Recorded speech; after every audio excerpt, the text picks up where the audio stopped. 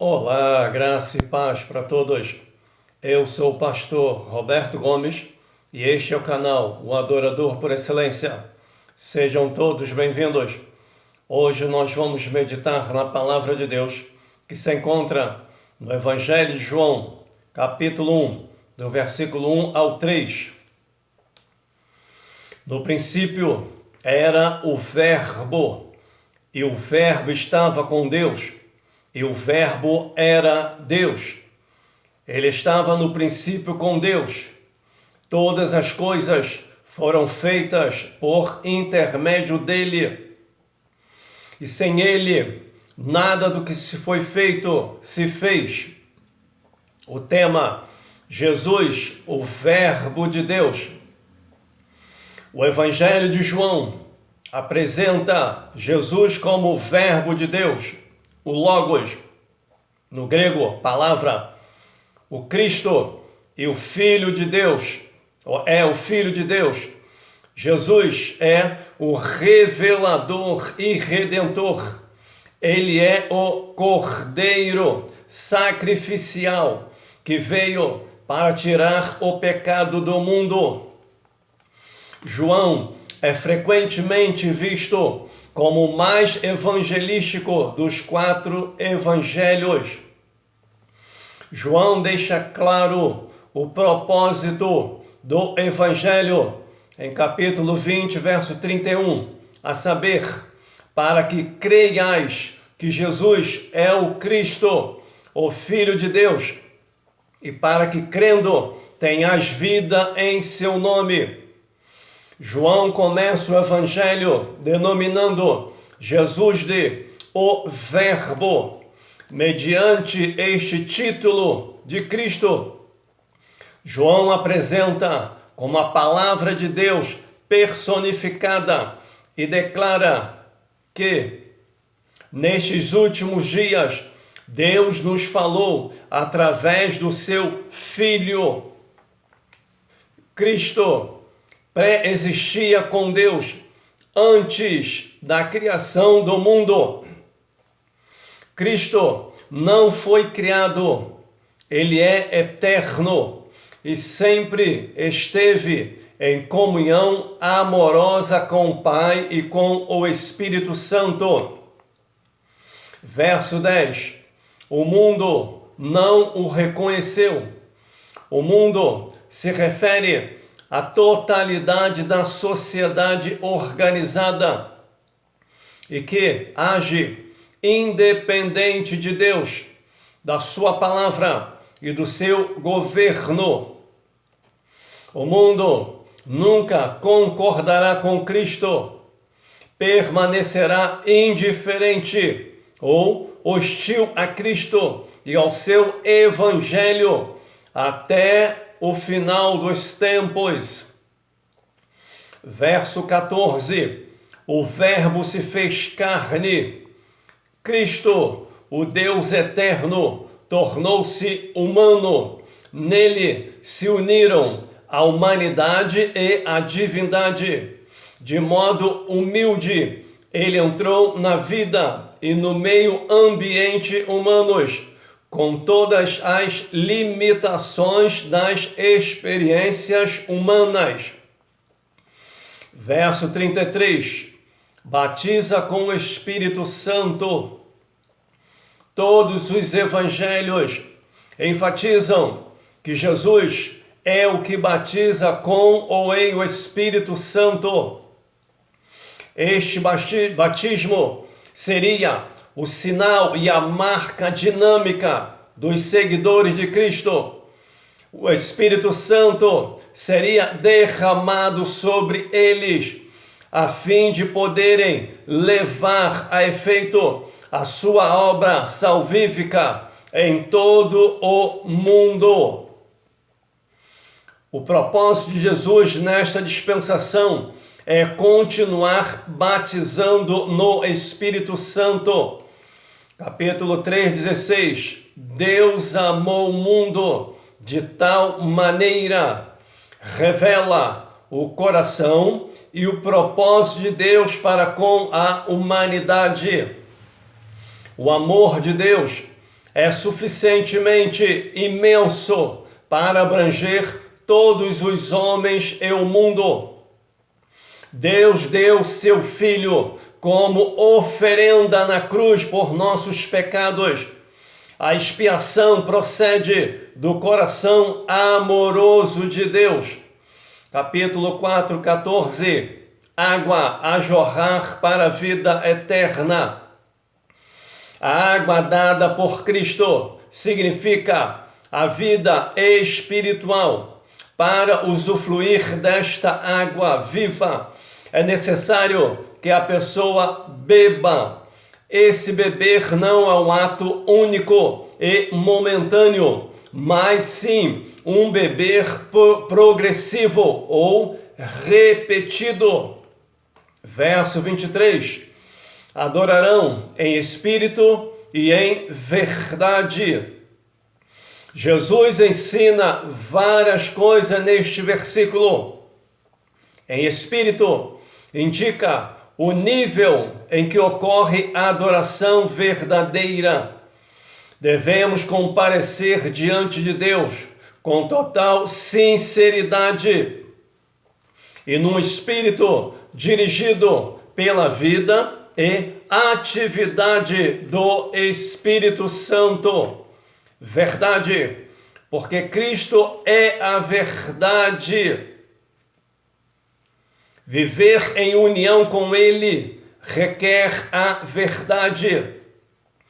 Alegar ter comunhão com Cristo e ter a salvação, sem porém viver e falar de acordo com a verdade, é estar enganado. Quem não tem a verdade revela a real condição do seu coração. Os tais se opõem a Deus e permanecem fora do reino dos céus. O mentiroso pertence à sinagoga de Satanás. Verso 36. Fruto para a vida eterna. Quem leva os outros à fé salvífica em Jesus Cristo está fazendo algo de relevância eterna. Um dia virá a regozijar-se no céu por causa daqueles que foram salvos, graças a seus esforços, orações e testemunho. Capítulo 5, 19. Conhecendo a plenitude de Cristo por meio da oração, segundo morre Cerulo, em batalha espiritual. O conhecimento que temos de Cristo, o nosso relacionamento e a nossa comunhão com Ele, e por meio da oração, são a fonte e o alicerce de nossa força espiritual. Se não estivermos dispostos a ter disciplina, como Jesus demonstra, e incluir em nosso dia a dia momentos de oração a sós com Deus, a fim de que a sua pessoa e a sua vontade sejam revelados a nós, não iremos sobreviver espiritualmente. Uma das maiores estratégias que Jesus usou para derrotar Satanás foi o fato de estar preparado. Cristo estava pronto para enfrentar o inimigo a qualquer tempo. O diabo não conseguia apanhá-lo de surpresa. Jesus sabia tudo o que estava para acontecer e sempre estava pronto. Cristo estava preparado o tempo todo para lutar contra o inimigo e obter a vitória, porque se preparou para o combate por meio do jejum e da oração. No Jordão, Jesus foi batizado com o Espírito Santo. Cristo ficou cheio do Espírito Santo e passou a ser controlado por ele. Estava plenamente capacitado para a tarefa que Deus lhe designara: destruir as obras do diabo. Ali no deserto, Jesus ficou a sós com Deus, manteve o coração e a mente fixo no Pai, direcionou todas as suas energias físicas, mentais e espirituais com o único propósito: ouvir o que Deus tinha a dizer. Durante esse período de jejum e oração no deserto, Jesus recebeu energia espiritual que o capacitou a suportar a tentação do inimigo. Jesus usou a oração e o jejum como armas ofensivas para derrotar Satanás. Capítulo 6, verso 20. Sinais, milagres, são as operações de origem e caráter sobrenaturais e podem ser um sinal distintivo ou marca da autoridade divina. Os propósitos dos milagres no reino de Deus são pelo menos 3. 1.